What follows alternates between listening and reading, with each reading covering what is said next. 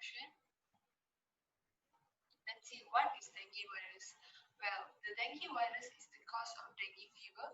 It is a mosquito-borne disease and it is made up of a single positive stranded RNA virus.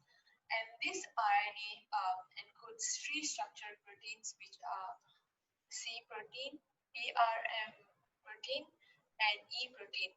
And this project we will be looking into E protein in depth. And this virus belongs to the family of Flaviviridae and the genus of Flavivirus. Well, the dengue virus has increased dramatically within the last 20 years, becoming one of the worst mosquito-borne human pathogens with which tropical countries have to deal with. So we have to be aware of what is dengue virus. Let us move on to the next slide. Okay, let's see the sequence of DNA and the protein. So the sequence of DNA, it's quite a long sequence of DNA, and this sequence is shown in the report completely, and it is made up from 1 to 110,646 nucleotides NT, and you can see the report. And the envelope E protein is not as long as the DNA sequence, since it's just one of the protein. The diagram of the sequence is shown below. Well, this is the envelope protein E sequence. Let's move on next. And let's see the length of DNA and the length of protein. Well, the length of DNA, as what I said earlier, it is 10,646 nucleotides, so the whole length is this much. And the desired gene's length is 916 BP to 2400 BP, which means the base pair. So it also has been highlighted in the report, you can see. And this is the sequence of the dengue virus RNA's genome.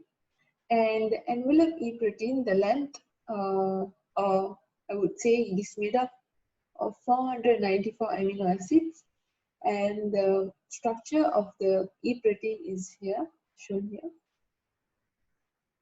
So,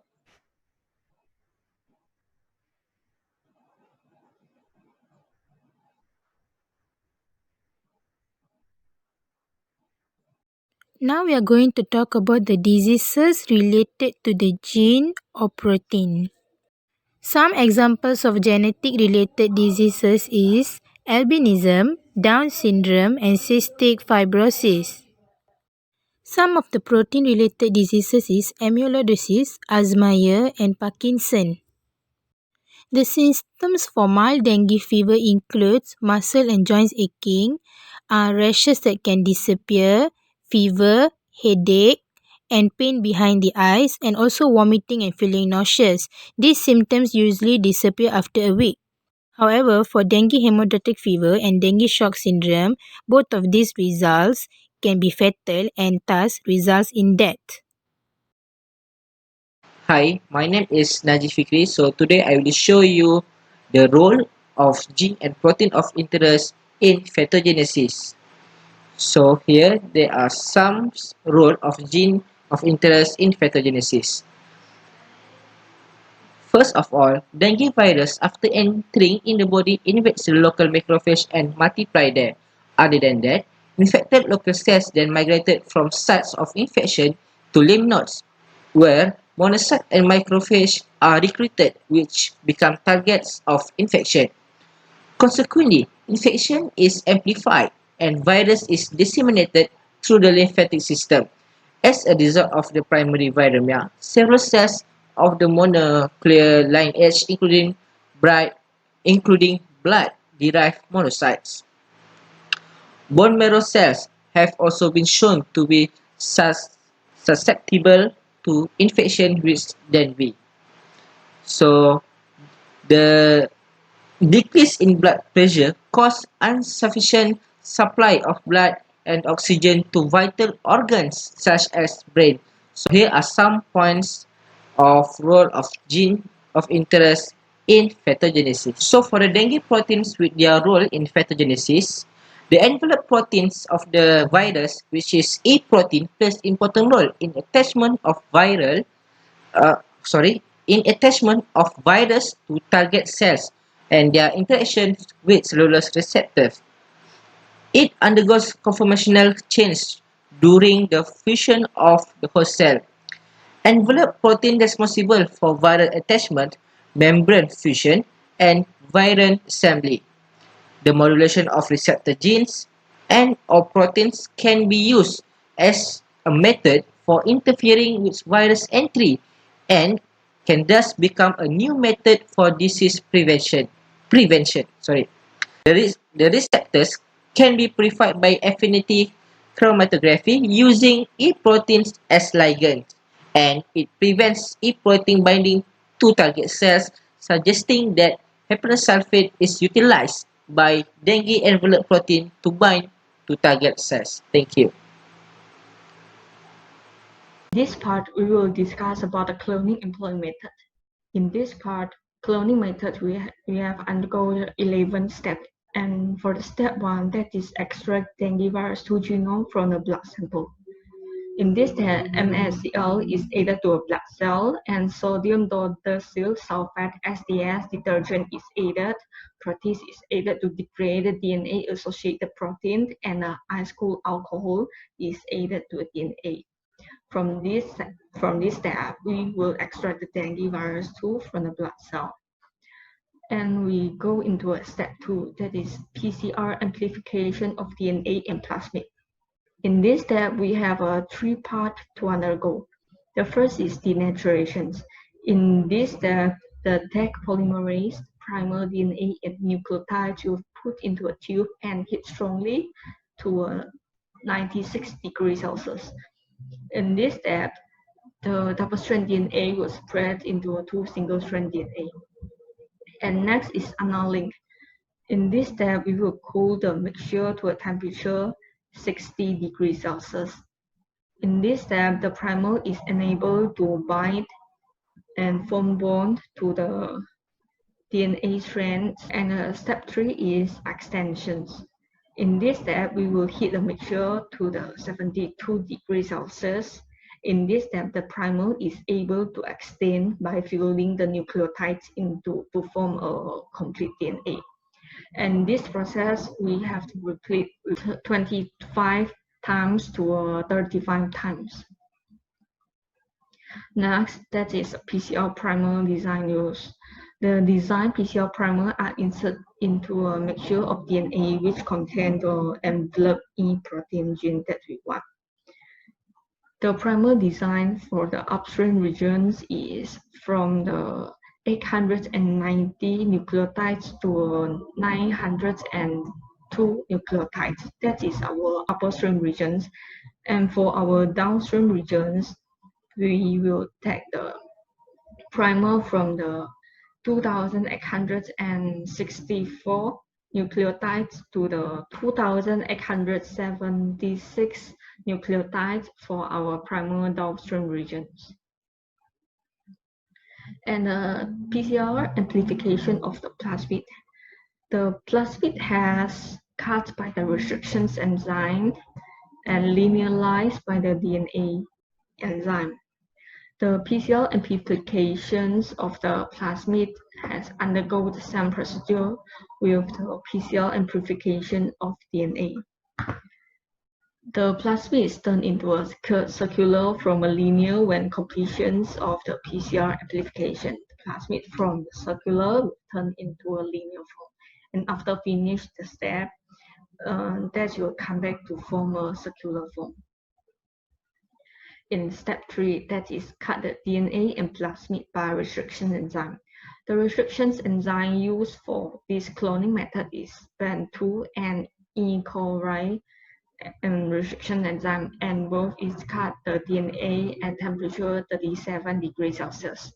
The BAN2 restriction enzyme that is cut from this to this. Well, our E. coli restriction enzyme that will cut from CAATTC here to here. And this is the gene that form.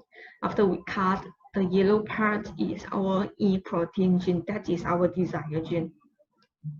And we also cut and employed protein gene plasmid. The plasmid cut by restriction enzyme at a temperature 37 degrees Celsius. In step 4, that is purified the plasmid. In this step, the centrifugation and chemical extractions is used to purify the DNA and plasmid. The first centrifugation, the DNA and plasmid are spun at high speed to subside the heavier component to the bottom of the tube. And next, the phenol is added to tube and it's dissolved and denatured protein. And then water is added to a tube and then it will form a two layer. The upper layer is water and lower layer is denser phenol. The water layer that contains the DNA and RNA that is sucked off and stored into another new tube. And after this, the nucleolide is added to a tube and converts the DNA into a tiny fragment. And after this, the alcohol is added into a tube and alcohol will dissolve in water and make larger and less soluble DNA sucked up from the solutions. And centrifugation is repeated and DNA is sedimented to the bottom of test tube.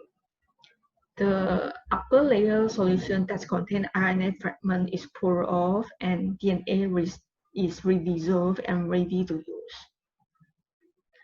For the next step, that is a separate DNA by gel electrophoresis.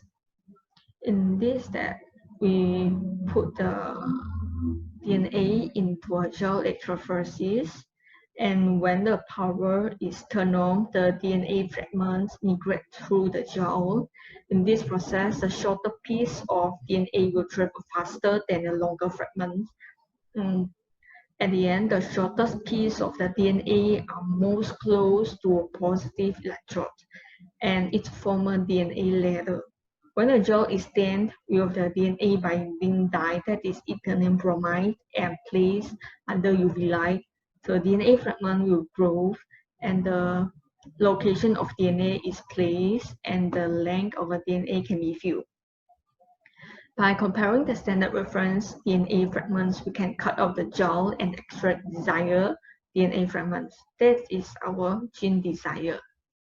And this is the result of the gel electrophoresis. In step 6, the ligation of DNA is inserted into a plasmid. Before that, the E. coli and bento restriction enzyme is used to cut the DNA and plasmid. So the best pair of insert DNA and plasmid is complementary sticky ends produced because they are using the same restriction enzyme to cut their sticky end. And then the DNA ligase is used to join two pieces of DNA sticky end together at a temperature 25 degrees Celsius for 3 hours, and the new combination is formed that's called recombinant plasmid. In step 7, that is insert recombinant plasmid into a bacterial, that is E. coli. In this step, the heat shock of the chemical transformation is used. The calcium chloride adds to make E. coli cell membrane more permeable. And next, the cell incubate with the DNA on ice. And DNA is aided with the ligation mixture of transforming DNA. The heat shock is performed at 42 degrees Celsius for 30 seconds to allow the DNA enter the E. coli because after heat, the E. coli cell wall is loosened. And next step is we heat shock cell put on ice for the 3 minutes. In step 8, we put the bacterial into a petri dish. The E. coli cell culture in SOC with the antibiotic-free solution medium at 37 degrees Celsius. After that, the E. coli will transfer to a new petri dish, which is filled with the nutrients and antibiotic. The E. coli that without a recombinant plasmid will die because they does not have a resistance with the antibiotic, and the E. coli that with the recombinant plasmid called colony. Instead now, that is put the best colony into a culture medium. Colonies that successfully survive will transfer into another medium that is rich with the nutrients for incubation and replication of the transformed cell. Just in this picture, the bathtub is like a petri dish that's rich with the nutrients, and his goal is like colony. Step 10, that is identify the presence of insert DNA in bacteria. In this step, the brute force method is used. The restriction enzyme will cut the insert DNA and plasmid. If there is no insert DNA in plasmid, the plasmid will become a linear molecule of DNA. Just become one line that is original plasmid. But if our E. coli contains the insert DNA, there will two pieces of the line to produce. The first line is the original plasmid, and the second line is the insert DNA. That is a plasmid that contains the insert DNA. In last step, that is step 11, determine the presence of insert DNA inside plasmid by gel electrophoresis. In this step, the plasmid is put inside a gel electrophoresis box, which is filled with the gel egg rolls. After power turn on, the plasmid and insert DNA will move toward the positive electrode. After that, eternal bromide is added and viewed under UV light. If there are two bands, that determine the presence of the insert DNA. Among these two bands, the larger base pair is a plasmid and the smaller base pair is insert DNA.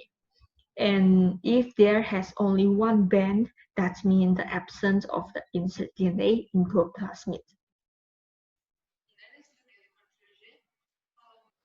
Let's see few function of E protein and what we can do to prevent dengue virus.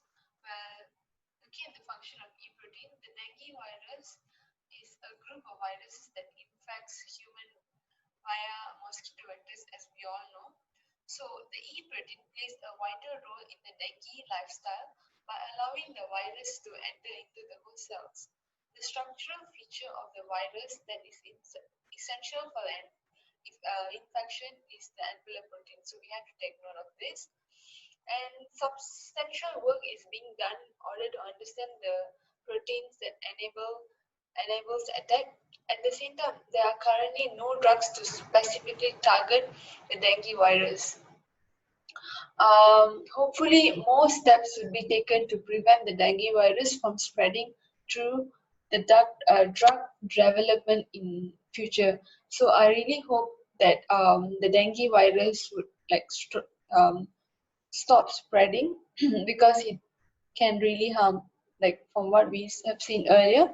So let us just be aware of dengue virus and the E protein as well. And thank you so much.